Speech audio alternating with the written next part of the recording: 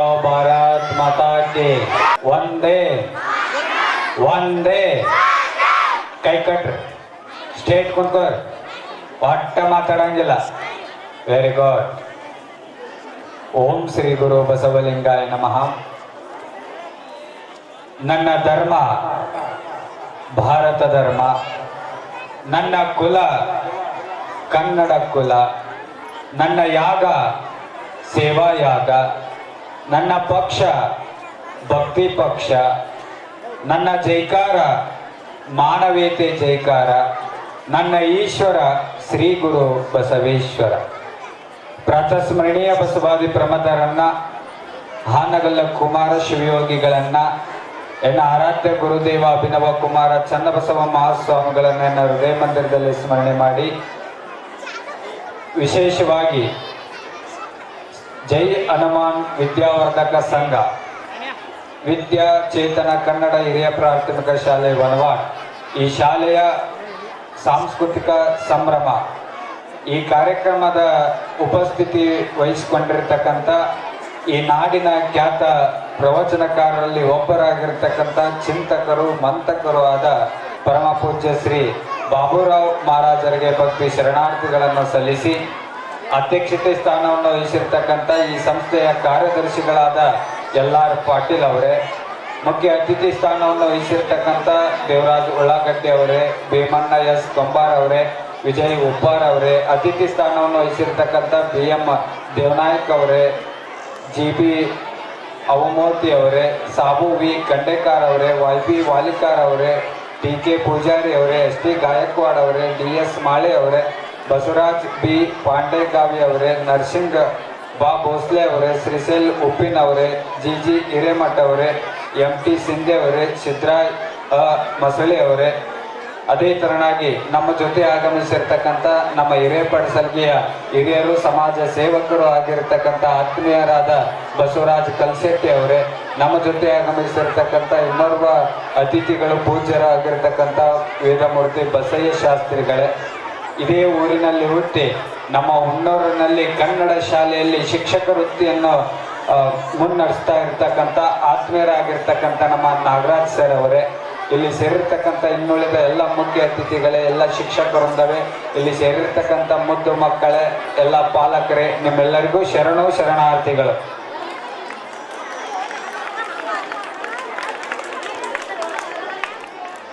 ಇಲ್ಲಿ ನೀವು ಯಾರು ಭಾಷಣ ಕೇಳ್ಬೇಕಂತ ಯಾರು ಗೊತ್ತಿಲ್ಲ, ನನಗೆ ಗೊತ್ತದ. ನೀವೆಲ್ಲ ಎದಕ್ಕೆ ಕುಂತೀರಿ ಅಂದ್ರೆ ಯಾವಾಗ ನಮ್ಮ ಮಕ್ಕಳು ವೇದಿಕೆ ಮೇಲೆ ಬಂದಾವು, ಯಾವಾಗ ಡ್ಯಾನ್ಸ್ ಹೊಡೆದವಂತ ಕಾಯ್ಕೊತ ಕುಂತೀರಿ, ಹೌದಿಲ್ಲ? ಅದಕ್ಕೆ ಏನೋ ಭಾಳ ಹೊತ್ತು ಮಾತಾಡಕ್ಕೆ ಹೋಗೋದಿಲ್ಲ. ನಾನು ಅರ್ಜೆಂಟ್ ಹೋಗ್ಬೇಕಾಗ್ಯದ. ಯಾಕಂತಂದ್ರೆ ಒಂದು ಸಾಲಿಗೆ ನಾ ಫಂಕ್ಷನ್ ಕೊಂಟಿದ್ದೆ, ಅಲ್ಲೇ ನಮ್ಮ ಮಠದ ಮುಂದೆ ಒಂದು ಸಾಲ ಅದು. ಆ ಸಾಲಿಗೆ ಫಂಕ್ಷನ್ ಕೊಂಟಾಗ ಒಬ್ಬ ಮುದುಕಿ ನಮ್ಮ ಮಠಕ್ಕೆ ಬಂದ್ಲು, ನಮಸ್ಕಾರ ಮಾಡಿದ್ವಿ. ಎಲ್ಲಿ ಹೊಂಟಿ ಅಜ್ಜ ಅಂದ್ಲು. ನಾವೊಂದು ಸಾಲಿ ಫಂಕ್ಷನ್ಗೆ ಹೋಗಿ ಹೊಂಟಿನೇವ ಮುದುಕಿ ಅಂತ ನಾ ಹೇಳಿದೆ. ಅವಾಗ ಆ ಮುದುಕಿ ಏನು ಅನ್ಬೇಕು, ಆಯ್ತು ಆ ಸಾಲಿಗೆ ಏನು ಕಾರ್ಯಕ್ರಮ ಕೊಟ್ಟಿಯಲ್ನೇ, ಆ ಸಾಲಿ ಒಳಗೆ ನನ್ನ ಮೊಮ್ಮಗ ಓದಕತ್ತಾನ, ಅವನು ಡ್ಯಾನ್ಸ್ ಮಾಡವದಾನಲ್ಲಿ, ಅದಕ್ಕೆ ನಾ ಈಗ ಬನ್ನಿ ಅಂದ್ರೆ ಬರೀ ನಿಮ್ಮ ಶಾಲ ಸನ್ಮಾನ ಪ್ರವಚನ ಇವ ಹಾಕವ, ನನ್ನ ನಂಬರ್ ತಗೋ, ನನ್ನ ನಂಬರ್ ತಗೊಂಡು ಯಾವಾಗ ನಿಮ್ಮ ವೇದಿಕೆ ಫಂಕ್ಷನ್ ಮುಗೀತದಲ್ಲ ಅವಾಗ ಒಂದು ಮಿಸ್ ಕಾಲ್ ಕೊಡೋ, ಅವಾಗ ಬರ್ತೀನಿ ಅನ್ಲಕ್ಕಿ ಮುದುಕಿ. ಅದಕ್ಕೆ ಇಲ್ಲೆಲ್ಲ ನೀವು ಮಕ್ಕಳ ಸಂಭ್ರಮವನ್ನು ನೋಡ್ಬೇಕಂತ ನೀವೆಲ್ಲ ಕಾತುರತೆಯಿಂದ ನೀವೆಲ್ಲ ಕಾಯ್ತಾ ಇದ್ದಾರೆ. ಅದಕ್ಕೆ ಭಾಳ ಹೊತ್ತೇನೋ ಮಾತನಾಡಕ್ಕೆ ಹೋಗದೆ ನಮ್ಮ ಎಲ್ಲ ಶಿಕ್ಷಕ ಬಳಗ ಭಾಳ ಪ್ರೀತಿಯಿಂದ ಈ ಕಾರ್ಯಕ್ರಮಕ್ಕೆ ಬರ್ಬೇಕ್ರಿ ಅಜ್ಜವ್ರ ಅಂತ ತಿಳ್ಕೊಂಡು ಭಾಳ ಪ್ರೀತಿಯಿಂದ ಆಮಂತ್ರಣ ಕೊಟ್ಟಾಗ ಎಷ್ಟೇ ಕಾರ್ಯಕ್ರಮ ಒತ್ತಡ ಇದ್ರು ಸಹಿತ ಅವರ ಒಂದು ಪ್ರೀತಿಗೆ ಮೆಚ್ಚಿ ಈ ಕಾರ್ಯಕ್ರಮಕ್ಕೆ ನಾನು ಬಂದೀನಿ ಅಂತಕ್ಕಂಥ ಮಾತನ್ನ ಹೇಳಿ, ನನಗೆ ಇನ್ನೊಂದು ವಿಶೇಷ ಏನಂತಂದ್ರೆ ಈಗೆಲ್ಲ ಶಾಲೆಗಳು ಬಹಳಷ್ಟು ಉಟ್ಕೊಳಕತ್ತಾವ. ಎಂಥ ಶಾಲೆಗಳು ಉಟ್ಕೊಳಕತ್ತಾವ ಅಂದ್ರೆ ಇಂಗ್ಲಿಷ್ ಮೀಡಿಯಂ ಶಾಲೆಗಳು ಈ ದಿನಮಾನದೊಳಗೆ ಬಹಳಷ್ಟು ಉಟ್ಕೊಳಕತ್ತಾವು. ಆದ್ರೆ ಎಲ್ಲ ಒಂದು ಸ್ನೇಹಿತರ ಕೋಡಿಕೆಸಿಂದ ಎಲ್ಲ ಇಂಗ್ಲಿಷ್ ಮೀಡಿಯಂ ಪ್ರಾರಂಭ ಆದ್ರೆ ನಮ್ಮ ಊರಿನೊಳಗ ವನವಾಡದೊಳಗ ಎಂಥ ಶಾಲೆ ನಿರ್ಮಾಣ ಮಾಡೋ ಅಂತಂದ್ರ ನಮ್ಮ ಕರ್ನಾಟಕದೊಳಗ ಕನ್ನಡ ಉಳಿಸುವಂತ ಕನ್ನಡ ಶಾಲೆ ನಿರ್ಮಾಣ ಮಾಡೋಣ ಅಂತ ತಿಳ್ಕೊಂಡು ಈ ಕನ್ನಡ ಶಾಲೆ ನಿರ್ಮಾಣ ಮಾಡ್ಯಾರ. ಬಹಳ ಖುಷಿ ವಿಚಾರ. ಯಾಕಂದ್ರೆ ಇವತ್ತು ನಮ್ಮ ಕರ್ನಾಟಕದೊಳಗ ಏನಾದ್ರೂ ಕನ್ನಡ ಉಳಿಯಾಕತ್ತದ ಅಂತಂದ್ರ ಅದು ನಮ್ಮ ಕನ್ನಡ ಶಾಲೆಗಳಿಂದ ಅಂತಕ್ಕಂಥದ್ದು ನಾವೆಲ್ಲ ಅರ್ಥ ಮಾಡ್ಕೊಳ್ಬೇಕು. ಯಾಕಂದ್ರೆ ಇವತ್ತು ಹೆಂಗಾಗ್ಯದ, ಒಂದ್ ಕಡೆ ಯಕ್ಕಡ ಒಂದ್ ಕಡೆ ಎನ್ನಡ ನಡವರ್ಕ್ ಸಿಕ್ಕಾಕೊಂಡು ಒದ್ದಾಡಕತ್ತದ ನಮ್ಮ ಕನ್ನಡ. ಅದಕ್ಕ ನಮ್ಮ ಕನ್ನಡ ಒದ್ದಾಡಬಾರ್ದು ಅಂತ ತಿಳ್ಕೊಂಡ ನಮ್ಮ ಕನ್ನಡ ಉಳಿಸುವಂತ ಕೆಲಸವನ್ನ ಈ ಕನ್ನಡ ಶಾಲೆ ನಿರ್ಮಾಣ ಮಾಡೋದ್ರ ಮೂಲಕ ಅದ್ಭುತವಾಗಿ ಕೆಲಸ ಮಾಡ್ತಾ ಇದೆ. ಬಹಳ ಖುಷಿ ವಿಚಾರ. 100 ದೇವಸ್ಥಾನ ಕಟ್ಟುವುದಕ್ಕಿಂತನೂ ಒಂದು ಶಾಲೆ ಕಟ್ಟುವುದು ಬಹಳ ಉತ್ತಮ ಅಂತ ಹಲವಾರು ಚಿಂತಕರು ಹೇಳ್ತಾರೆ. ಯಾಕಂತಂದ್ರೆ ಒಂದು ದೇವಸ್ಥಾನ ಕಟ್ಟಿದೇವಂತಂದ್ರೆ ಅಲ್ಲಿ ಒಂದು ಹಿಂದೂ ದೇವಾಲಯ ಕಟ್ಟಿದೇವಂತಂದ್ರ ಅಲ್ಲಿ ಹಿಂದೂಗಳು ಮಾತ್ರ ಹೋಗ್ತಾರೆ. ಒಂದು ಮಸ್ಜಿದಿ ಕಟ್ಟಿದೇವಂತಂದ್ರ ಅಲ್ಲಿ ಮುಸ್ಲಿಮರು ಮಾತ್ರ ಹೋಗ್ತಾರೆ. ಆದ್ರೆ ಒಂದು ಶಾಲೆ ಕಟ್ಟಿದೇವಂತಂದ್ರ ಸರ್ವ ಜನಾಂಗದವರು ಸಹಿತ ಬಂದು ಇಲ್ಲಿ ಶಿಕ್ಷಣ ಪಡಿತಾರೆ. ಅದಕ್ಕೊಂದು ಶಿಕ್ಷಣ ಸಂಸ್ಥೆ ಕಟ್ಟೋದು ಬಹಳ ಉತ್ತಮ ಅಂತ ಹೇಳ್ತಾರೆ. ಅದ್ರೊಳಗ ನಮ್ಮ ಕನ್ನಡ ಶಾಲೆ ಕಟ್ಟುವುದಂತ್ರ ಬಹಳಷ್ಟು ಉತ್ತಮ. ನಾ ಹೇಳ್ತೇನೆ, ಯಾವಾಗ್ಲೂ ಕನ್ನಡ ಕಲಿಸ್ಬೇಕು ಮಕ್ಕಳಿಗೆ. ಈಗ ಬರೀ ಹವ್ವಾರಿವಣ್ಣಾಕತ್ತಾವ. ಬಹಳ ದಿವಸಕ್ಕ ಮೊಮ್ಮಗ ಅಜ್ಜಿ ಮನೆಗೆ ಹೋಗಿ ಕೇಳಿದ್ನಂತ, ಅಜ್ಜಿ ಹವ್ವಾರಿ? ಅವಾಗ ಅಜ್ಜ ಅನ್ನಲ್ಲ, ನಾ ಅವ್ವಾರಿ ತಮ್ಮ, ನೀ ಅವ್ವಾರಿ ನೋಡ್ ನೋಡ ಅನ್ಲಕ್ಕಿ. ಅದಕ್ಕೆ ಎಲ್ಲ ಇಂಗ್ಲಿಷ್ ಬೇಕ. ಈಗ ಆಧುನಿಕ ಕಾಲದೊಳಗೆ ನಾವೇನಾದ್ರೂ ಬದುಕಬೇಕಾಗಿತ್ತಂದ್ರೆ ಇಂಗ್ಲಿಷ್ ಭಾಷೆನೂ ಕೂಡ ಬಹಳ ಅವಶ್ಯಕತೆ ಅಂತಕ್ಕಂಥದ್ದು ಅರ್ಥ ಮಾಡ್ಕೊಳ್ಳಿ. ಇಂಗ್ಲಿಷು ಬೇಕ, ಹಿಂದಿನೂ ಬೇಕ. ಆದ್ರ ಅವೆಲ್ಲ ಭಾಷೆಗಳು ಹೆಂಗಿರ್ಬೇಕಂತಂದ್ರ ಒಂದು ಮನೆ ಕಟ್ಟೇವಂತಂದ್ರ ಕಿಟಕಿಗಳ ಅವಶ್ಯಕತೆ ಬಹಳ ಇರ್ತದ. ಬೇರೆ ಭಾಷೆಗಳು ಹೆಂಗಿರ್ಬೇಕಂದ್ರ ಒಂದು ಮನೆ ಕಿಡಿಕಿದ್ದಂಗ ಅದು ಇಂಗ್ಲಿಷ್ ಹಿಂದಿ ಭಾಷೆ ಆಗಿರ್ಬೇಕು. ಆದ್ರೆ ನಮ್ಮ ಮನೆ ಎಬ್ಬಾಗ್ಲಿ ಯಾವ್ದಾಗ್ಬೇಕಂದ್ರೆ ಅದು ನಮ್ಮ ಕನ್ನಡ ಭಾಷೆನೇ ಆಗಿರ್ಬೇಕು. ಮೊದಲು ನಮ್ಮ ಕನ್ನಡಕ್ಕೆ ನಾವೆಲ್ಲರೂ ಕೂಡ ಪ್ರಾಶಸ್ತ್ಯ ಕೊಡೋರು ನಾವೆಲ್ಲರೂ ಕೂಡ ಆಗ್ಬೇಕಂತಕ್ಕಂಥ ಮಾತನ್ನ ನಿಮ್ಗೆಲ್ಲರೂ ಕೂಡ ಹೇಳಕ್ ಇಚ್ಛಾ ಪಡ್ತಾನೆ. ಅದಕ್ಕೆ ನೀವೆಲ್ಲ ಹೆಚ್ಚಿನ ಜನಸಂಖ್ಯೆ ಒಳಗೆ ಇಲ್ಲಿ ಎಲ್ಲ ಮಕ್ಕಳು ನೋಡಿದ್ರೆ ಬಹಳ ಖುಷಿ ಆಯ್ತು ನನಗೆ. ಈಗೆಲ್ಲ ಇಂಗ್ಲಿಷ್ ಮೀಡಿಯಂ ಸಾಲಿಗೆ ತುರ್ಕಾಕತ್ತಾರ. ಎಲ್ಲ ಮಕ್ಕಳಿಗೆ ಹಾಸ್ಟೆಲ್ಗೆ ಲಕ್ಷಗಟ್ಲೆ ಕೊಟ್ಟು ಹಾಸ್ಟೆಲ್ ತುರ್ಕಾಕತ್ತಾರ. ಅವ ಹಾಸ್ಟೆಲ್ದೊಳಗೆ ಅಭ್ಯಾಸ ಮಾಡ್ತಾವ, ನಿದ್ದೆ ಹೊಡಿತಾವ, ಏನ್ ಮಾಡ್ತಾವ ಗೊತ್ತಾಗಂಗಿಲ್ಲ. ಅದಕ್ಕೆ ಮಕ್ಕಳಿಗೆ ಹೆಂಗ ಸಂಸ್ಕಾರ ಕಲಿಸ್ಬೇಕಂದ್ರೆ ನಮ್ಮ ಹತ್ರ ಇಟ್ಕೊಂಡ ಮಕ್ಕಳಿಗೆ ನಾವು ಸಂಸ್ಕಾರ ಕಲಿಸಿದ್ದೆ ಆದ್ರೆ ಆ ಮಕ್ಕಳು ಬಹಳ ಎತ್ತರ ಮಟ್ಟದೊಳಗೆ ಬೆಳಿತಾವ ಅಂತಕ್ಕಂಥದ್ದು ನೀವೆಲ್ಲ ಪಾಲಕರು ಅರ್ಥ ಮಾಡ್ಕೊಳ್ಬೇಕು. ಯಾಕಂದ್ರೆ ಇವತ್ತಿನ ಮಕ್ಕಳು ಬಹಳ ಅಂದ್ರೆ ಬಹಳ ಹಾದಿ ತಪ್ತಾ ಇದಾವೆ. ಸಣ್ಣ ವಯಸ್ಸಿನೊಳಗ ಬಹಳ ಹಾದಿ ತಪ್ಪಾಕತ್ತಾವ. ಯಾಕಂದ್ರ ಸಣ್ಣ ವಯಸ್ಸಿನೊಳಗ ನೋಡ್ಬೇಕು ನೀವು, ಕಣಕಣದಲ್ಲೂ ಕೇಸರಿ ಅನ್ನೋದು ಕೇಸರಿ ಹಾಕೋದು, ಮೈಯಾಗ ಒಳಗ್ ಕೇಸರಿ ಹಾಕೋದು. ಅದು ಒಳಗ್ ಹೋಗಿ ಕೇಸರಿ ಮಾಡಲ್ಲ, ಏಸಿಗೆ ಮಾಡದೇ ಇರೋದು. ಅದು ಯಾರಿಗೂ ಪರಿಜ್ಞಾನ ಇಲ್ಲ. ಸಣ್ಣ ವಯಸ್ಸಿನೊಳಗ ಗೊಟ್ಟಕ ಹಾಕ್ತಿಂದ ಮಟಕ ಆಡಿ ಮಟಕ್ಕ ಬರಲಾರ್ದಂಗ ಗೊಟ್ಟಕ ಅನ್ನುವಂತ ಯುವಕರು ಇವತ್ತಿನ ದಿನಮಾನದೊಳಗೆ ಹುಟ್ಟಾಕತ್ತಾರ. ಅದಕ್ಕೆ ನಮ್ಮ ಹೊಣವಾಡ ಗ್ರಾಮದೊಳಗ ಚಟ ಮಾಡಿ ಚಟ್ಟಕ್ಕೇರುವಂತ ಮಕ್ಕಳು ನಿರ್ಮಾಣ ಆಗ್ಬಾರ್ದು. ಈ ಊರಿಗೆ ಮಾರಕ ಆಗುವಂತ ಹುಡುಗರು ನಿರ್ಮಾಣ ಆಗ್ಬಾರ್ದು. ಈ ಶಾಲೆ ಒಳಗೆ ಕಲಿತ ಮುಂದೊಂದು ದಿನ ಸ್ಮಾರಕ ಆಗುವಂತ ಮಕ್ಕಳು ಈ ಶಾಲೆ ಒಳಗೆ ನಿರ್ಮಾಣ ಆಗ್ಬೇಕಂತ ತಿಳ್ಕೊಂಡ ಅದ್ಭುತವಾದ ಶಿಕ್ಷಣ ಸಂಸ್ಥೆಯನ್ನ ಎಲ್ಲ ಸ್ನೇಹಿತರು ಕೂಡಿ ಕಟ್ಟಿದ್ದಾರೆ. ಈ ಶಿಕ್ಷಣ ಸಂಸ್ಥೆಗೆ ಬಂದಿದ್ದು ಬಹಳ ಖುಷಿ ಆಯ್ತು. ಎಲ್ಲಾ ಪಾಲಕರಿಗೆ ನಿಮಗ್ ವಿನಂತಿ ಮಾಡ್ಕೊಂಡು ಕೇಳೋದಿಷ್ಟೇ, ಮಕ್ಕಳಿಗೆ ಸಂಸ್ಕಾರಯುತವಾದ ಶಿಕ್ಷಣ ಕೊಡ್ರಿ. ಮಕ್ಕಳಿಗೆ ಬಹಳ ಮಾನಸಿಕವಾಗಿ ಯಾರು ಕೂಡ ಚಿತ್ರ ಹಿಂಸೆ ಯಾರು ಕೊಡಕ್ ಹೋಗ್ಬೇಡ್ರಿ. ಇವತ್ತು ನೀವೆಲ್ಲ ಏನ್ ಮಾಡಾಕತ್ತೀರಿ, ಮಗ ಚಲೋ ಪರ್ಸೆಂಟೇಜ್ ಮಾರ್ಕಸ್ ತಗೋ, ಚಲೋ 98 ಆಗ್ಬೇಕು ಮಾರ್ಕಸ್, 100% ಆಗ್ಬೇಕು. ಬರೀ ಅದಕ್ಕಟ್ಟ ಒತ್ತು ಕೊಡಾಕತ್ತೇವೆ ನಾವು ಮಕ್ಕಳಿಗೆ. ಅವರ ಸ್ವತಂತ್ರವನ್ನ ನಾವೆಲ್ಲರೂ ಕೂಡ ಕಿತ್ಕೊಳಕತ್ತೇವೆ. ಅದಕ್ಕೆ ನಿಮ್ಗೆಲ್ಲ ವಿನಂತಿ ಮಾಡ್ಕೊಳ್ಳೋದಿಷ್ಟೇ, ಅವ್ರು ಯಾವ ಕ್ಷೇತ್ರದೊಳಗ ಬೆಳಿತೀನಿ ಅಂತಾರಲ್ಲ ಅದಕ್ಕೆ ನೀವೆಲ್ಲರೂ ಕೂಡ ಸಪೋರ್ಟ್ ಕೊಡ್ರಿ. ಅವರ ಕ್ರೀಡೆ ಒಳಗೆ ಬೆಳಿತಾರ ಅದಕ್ಕೆ ಸಪೋರ್ಟ್ ಕೊಡ್ರಿ. ಅವ್ರ ಸಂಗೀತದೊಳಗೆ ಬೆಳಿತಾರ ಅದಕ್ಕೆ ಸಪೋರ್ಟ್ ಕೊಡ್ರಿ. ಅವ್ರು ಯಾವ ಕ್ಷೇತ್ರದೊಳಗೆ ಬೆಳಿತೀನಿ ಅಂತಾರಲ್ಲ ಅದಕ್ಕೆ ನೀವೇನಾದ್ರೂ ಸಪೋರ್ಟ್ ಕೊಟ್ರ ಅವ್ರ ಮನಸ್ಸಿಗೆ ತಕ್ಕಂಗ ನೀವು ಸಪೋರ್ಟ್ ಕೊಟ್ರ ಆ ಮಕ್ಕಳು ದೊಡ್ಡ ವಿರಾಟ್ ಕೊಹ್ಲಿ, ಸಚಿನ್ ತೆಂಡೂಲ್ಕರ್ ಮತ್ತ ಬಾಲ ಸುಬ್ರಹ್ಮಣ್ಯನ್ ಅಂತ ದೊಡ್ಡ ಮಹಾನ್ ಸಾಧಕರಾಗ್ತಾರ ಅಂತಕ್ಕಂಥ ನೀವೆಲ್ಲ ಅರ್ಥ ಮಾಡ್ಕೊಳ್ಬೇಕು. ಬರೀ ಅದು ಓದು ಬರೀ ಅಕ್ಷರ ಕಲಿ ಅದು ಅಂದ್ರೆ ನಡೆಯಂಗಿಲ್ಲ. ಅಕ್ಷರ ಬೇಕು. ಅಕ್ಷರ ಜೊತೆ ಅವ್ರಿಗೆ ಯಾವ ಇನ್ನೂ ಹಲವಾರು ಕ್ಷೇತ್ರದೊಳಗೆ ಬೆಳಿಬೇಕನ್ನುವಂತ ಇಚ್ಛಾಶಕ್ತಿ ಅವರಲ್ಲಿ ಇರ್ತದ. ಅದಕ್ಕೂ ಕೂಡ ನೀವೆಲ್ಲರೂ ಕೂಡ ಪ್ರೋತ್ಸಾಹ ಕೊಡ್ಬೇಕಂತಕ್ಕಂಥ ಮಾತನ್ನ ನಿಮ್ಮೆಲ್ಲರಿಗೂ ಸಹಿತ ಅಂತೇಳಿ ಹೇಳಿ ಒಟ್ಟ ಸಂಸ್ಕಾರ ಕೊಡ್ರಿ ಮಕ್ಕಳಿಗೆ. ಏನು ಕೊಡ್ತಿರೋ ಬಿಡ್ತಿರೋ ಗೊತ್ತಿಲ್ಲ. ಮಕ್ಕಳು ಸಣ್ಣವರಿದ್ದಾಗ ಅಳತಿರ್ತಾವ, ಏನಂತ ಅಳತಿರ್ತಾವ, ಯವ್ವ ನನಗ ಆಟಿ ಸಾಮಾನು ಕೊಡಸ, ಯವ್ವ ನನಗ್ ಬಟ್ಟೆ ಕೊಡಸ, ಯವ್ವ ನನಗ್ ಕೇಕ್ ಕೊಡಸ, ಯವ್ವ ನನಗ್ ರೊಕ್ಕ ಕೊಡು ಅಂತ ತಿಳ್ಕೊಂಡು ಆ ಮಕ್ಕಳು ಅಳ್ತಿರ್ತಾವ. ನೀವು ಒಂದು ಮಾತು ನೆನಪಿಟ್ಕೋರಿ, ಮಕ್ಕಳಿಗೆ ನೀವು ಆಟಿ ಸಾಮಾನ ಬಟ್ಟಿ ರೊಕ್ಕ ಕೊಡ್ಲಿಕ್ಕಂದ್ರ ಆ ಕ್ಷಣ ಮಾತ್ರ ಅಷ್ಟ ಅಳ್ತಾರ. ಆದ್ರ ಮಕ್ಕಳಿಗೆ ನೀವು ಸಣ್ಣವರಿದ್ದಾಗ ಸಂಸ್ಕಾರ ಕೊಡ್ಲಿಕ್ಕಂದ್ರ ಆ ಮಕ್ಕಳು ಸಾಯಿ ಮಠ ಅಳ್ತಾರ ಅಂತಕ್ಕಂಥ ಸತ್ಯ ನೀವೆಲ್ಲರೂ ಸಹಿತ ಅರ್ಥ ಮಾಡ್ಕೊಳ್ಳಿ. ಯಾಕಂದ್ರೆ ಸಣ್ಣವರಿದ್ದಾಗ ನೀವು ಯಾವ ತರನಾಗಿ ಆ ಮಕ್ಕಳಿಗೆ ಬೆಳೆಸ್ತಿರಲ್ಲ ಅದೇ ತರನಾಗಿ ಆ ಮಕ್ಕಳು ಬೆಳೀತಾವ. ಯಾಕಂದ್ರೆ ಸಣ್ಣ ಎಕ್ಸಾಂಪಲ್ ಹೇಳಿ ನನ್ನ ಮಾತುಗಳಿಗೆ ನಾನು ವಿರಾಮ ನೀಡ್ತೇನೆ. ಒಬ್ಬ ತಾಯಿ ಮಗ ಇಬ್ರು ಎಲ್ಲಿ ಹೋದ್ರಂದ್ರೆ ಸಂತಿಗೆ ಹೋದ್ರ. ತಾಯಿ ತನಗೇನ್ ಬೇಕೆಲ್ಲ ತರಕಾರಿಗಳನ್ನ ತಗೊಂಡು ಲಾಸ್ಟ್ ಹಣ್ಣು ತಗೊಳ್ಬೇಕಂತ ತಿಳ್ಕೊಂಡು ಆ ತಾಯಿ ಹೋಗ್ತಾಳ. ಅವಾಗ ಆ ತಾಯಿ ಹಣ್ಣು ತಗೊಳಕ್ ಸೇಬು ಹಣ್ಣು ತಗೊಳಕ್ ಹೋಗ್ತಾಳೆ. ಹೆಂಗ್ ಡಜನ್ ಇವು ಸೇಬು ಹಣ್ಣು ಅಂತ ಕೇಳಿದಾಗ ಅವಾಗ ಆ ವ್ಯಾಪಾರಿ ಹೇಳತ್ತಾನಂತ 500 ರೂಪಾಯಿ 1 ಡಜನ್ ಸೇಬು ಹಣ್ಣು ಅಂತ ಅಂದಾಗ ಆ ತಾಯಿ ಹೇಳತ್ತಾಳಂತ ಆ ಕಡೆ ವಿಜಯಪುರ ಕಡೆ ಹೋದ್ರ ಬರೀ 300 ರೂಪಾಯಿ ಡಜನ್ ಮಾರ್ತಾರ, ನೀನ್ 500 ರೂಪಾಯಿ ಡಜನ್ ಮಾರಾಕತ್ತಿ, ಅಲ್ಲಿ ನಿನ್ ಸೇಬು ಹಣ್ಣು ಬೇಕಾಗಿಲ್ಲ ಅಂತ ತಿಳ್ಕೊಂಡ ಆ ತಾಯಿ ಸೇಬು ಹಣ್ಣು ತಗೊಳ್ಳಾರ್ದೆ ವಾಪಸ್ ಮನೆಗೆ ಬರ್ತಾಳ. ಅವಾಗ ಮಗ ಆ ತಾಯಿ ಜೊತೆ ಏನ್ ಹೋಗಿರ್ತಾನಲ್ಲ ಆ ಮಗ ಏನ್ ಮಾಡಿರ್ತಾನಂದ್ರ ಆ ವ್ಯಾಪಾರಿಗೆ ತಾಯಿ ಗೊತ್ತಾಗ್ಲಾರ್ದಂಗ 2 ಸೇಬು ಹಣ್ಣು ತುಡುಗ್ ಮಾಡ್ಕೊಂಡ್ ಬಂದಿರ್ತಾನ. ಅವಾಗ ತಾಯಿ ತೋರಿಸ್ತಾನೆ, ಯವ್ವ ನೀ ಸೇಬು ಹಣ್ಣು ತಗೊಳಲ್ಲತ್ ನನಗ್ ಗೊತ್ತಿತ್ತ, ಅದಕ್ಕ ನಾ ಏನ್ ಮಾಡೀನಿ ಅಂತಂದ್ರ 2 ಸೇಬು ಹಣ್ಣು ತುಡುಗು ಮಾಡ್ಕೊಂಡ್ ಬಂದಿನಿ ನೋಡ್ ತಗೋ ಅಂತ ತಿಳ್ಕೊಂಡ ತಾಯಿ ಕೈಯಾಗ ಅವಾಗ ಕೊಡ್ತಾನಂತ. ಅವಾಗ ತಾಯಿ ಏನ್ ಮಾಡ್ಬೇಕು, ಇದು ತುಡುಗ್ ಮಾಡೋದ್ ಸರಿಯಲ್ಲಪ್ಪ, ಇದು ತಪ್ಪು ಅದ, ಇದು ಇನ್ನೊಮ್ಮೆ ಮಾಡಕ್ ಹೋಗ್ಬಾರ್ದು ಅಂತ ತಿಳ್ಕೊಂಡು ಆ ತಾಯಿ ಬೈದು ಬುದ್ಧಿವಾದ ಹೇಳ್ಬೇಕಾಗಿತ್ತು.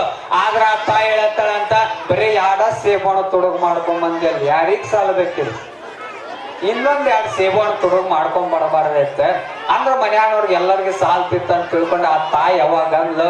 ಅವಾಗ ಅವ ಏನ್ ಮಾಡಿದ, ಆ ಮಗ ಮುಂದಿನ ಸಂತಿಗೆ ಹೋದ, 4 ಸೇಬು ಹಣ್ಣು ತುಡುಗು ಮಾಡೋದ್ ಕಲತ.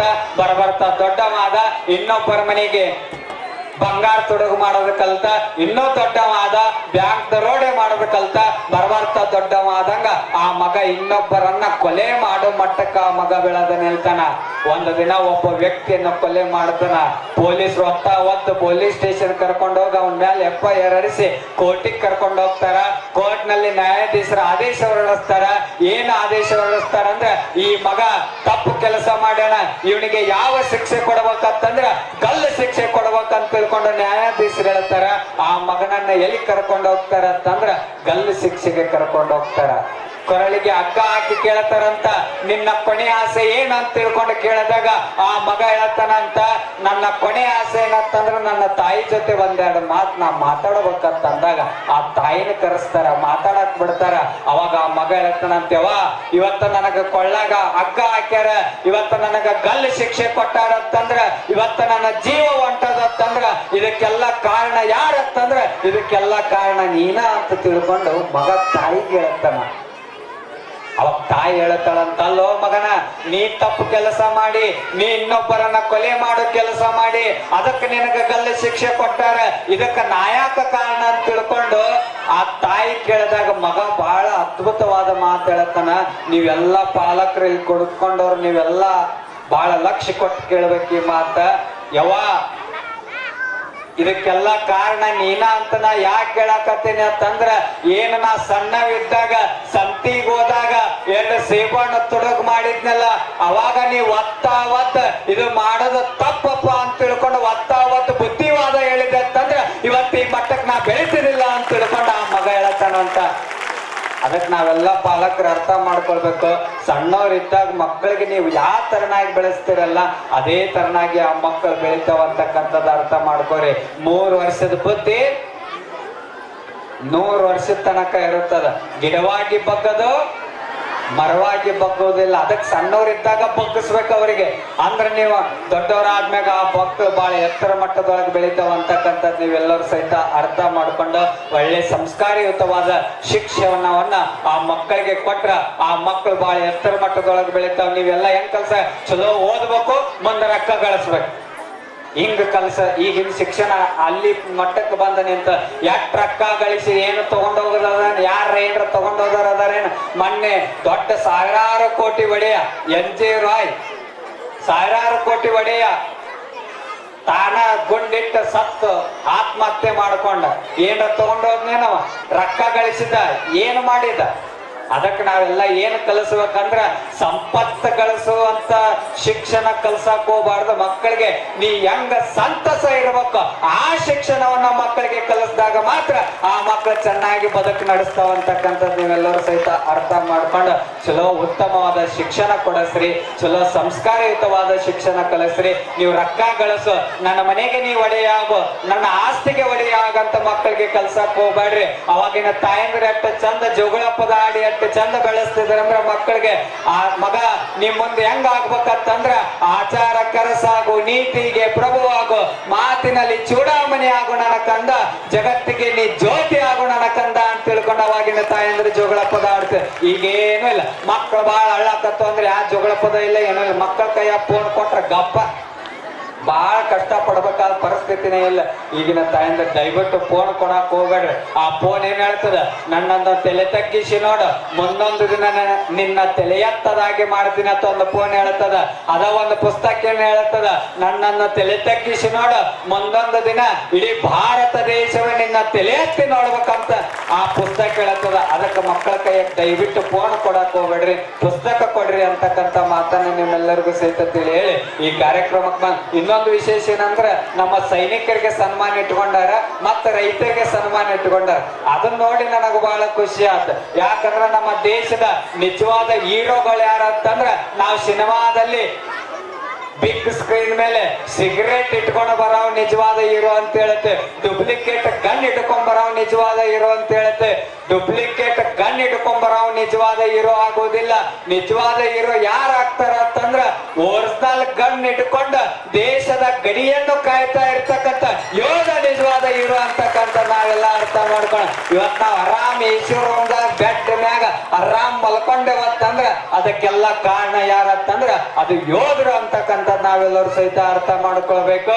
ನಾವ್ ಯೋಧರಿರ್ಲಿಕ್ಕಂದ್ರ ಮಣ್ಣಲ್ಲಿ ಮಣ್ಣು ಆಗೋದಂತೂ ಖಚಿತ, ರೈತ ಇರ್ಲಿಕ್ಕಂದ್ರ ಒಟ್ಟಿಗೆ ಮಣ್ಣು ತಿನ್ನೋದು ಖಚಿತ ಅಂತಕ್ಕಂಥ ನಾವೆಲ್ಲರೂ ಸಹಿತ ಅರ್ಥ ಮಾಡ್ಕೊಳ್ಬೇಕು.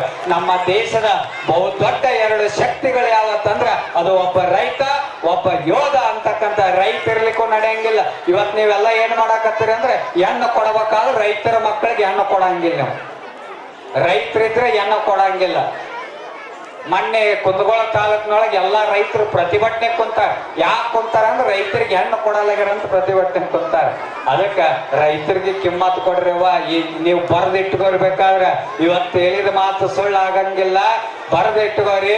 ಇನ್ನು 5 ಬಿಟ್ರ 10 ವರ್ಷ ಬಿಟ್ಟ ಒಬ್ಬ ರೈತ ಎಷ್ಟು ಎತ್ತರ ಮಟ್ಟದೊಳಗೆ ಬೆಳಿತಾನ ಅಂತಂದ್ರ ಕೇವಲ ಒಂದೇ ಎಕರೆ ಇದ್ದ ರೈತ 10 ವರ್ಷದೊಳಗ ಹೆಲಿಕಾಪ್ಟರ್ದೊಳಗೆ ಅಡ್ಡಾಡೋ ಮಟ್ಟಕ್ಕೆ ಒಬ್ಬ ರೈತ ಬೆಳಿತಾನ ಅಂತಕ್ಕಂಥದ್ದು ಅರ್ಥ ಮಾಡ್ಕ. ಈ ಆಧುನಿಕ ಕಾಲದೊಳಗೆ ಏನ್ ಬೇಕಾದ್ ಕೊಡೋರ್ ಅದಾರ, 4G ಕೊಡೋರ್ ಅದಾರ, 5G ಕೊಡೋರ್ ಅದಾರ, 10G ಕೊಡೋರ್ ಬಹಳ ಜನ ಅದಾರ. ಆದ್ರ ಒಂದ್ ಮಾತ್ ನೆನಪಿಟ್ಕೋರು, 4G ಕೊಡೋರ್ ಅದಾರ, 5G ಕೊಡೋರ್ ಅದಾರ, 10G ಕೊಡೋರ್ ಬಹಳ ಜನ ಅದಾರ. ಆದ್ರೆ ನಮ್ಮೆಲ್ಲರ ಒಟ್ಟಿಗೆ ಗಂಜಿ ಕೊಡೋರು ಯಾರಂತಂದ್ರೆ ಅದು ಒಬ್ಬ ರೈತ ಮಾತ್ರ ಅಂತಕ್ಕಂಥ ನಾವೆಲ್ಲ ಅರ್ಥ ಮಾಡ್ಕೊಂಡ ಅಂತ ರೈತರಿಗೆ ಯೋಧರಿಗೆ ಕಿಮ್ಮತ್ ಕೊಡೋರು ನಾವೆಲ್ಲರೂ ಕೂಡ ಆಗ್ಬೇಕಂತಕ್ಕಂಥ ಮಾತನ್ನ ಹೇಳಿ ಎಲ್ಲರಿಗೆ ಒಳ್ಳೇದಾಗಲಿ. ಆ ಭಗವಂತನ ಆಶೀರ್ವಾದ ಸದಾಕಾಲ ನಿಮ್ಮೆಲ್ಲರನ್ನ ರಕ್ಷಿಸ್ಲಿ. ಈಗ ನಾವು ಹಳ್ಳಿಗಳಿಗೆ ದುಶ್ಚಟಗಳ ಭಿಕ್ಷೆ ಸದ್ಗುಣಗಳ ದೀಕ್ಷೆ ಅನ್ನುವಂತ ಕಾರ್ಯಕ್ರಮವನ್ನ ನಮ್ಮ ಜಮಖಂಡಿ ತಾಲೂಕಿನೊಳಗೆ ನಾವು ಮಾಡ್ತಾ ಇದ್ದೇವೆ.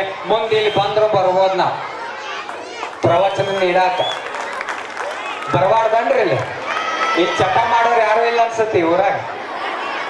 ಇಲ್ಲ ಅದಾರ ಇಲ್ಲ ಬರಣ್ರಿ. ಹಂಗಂದ್ರ ಚಟ ಬಿಡ್ಸಕ್ ಬರಣ್ರಿ.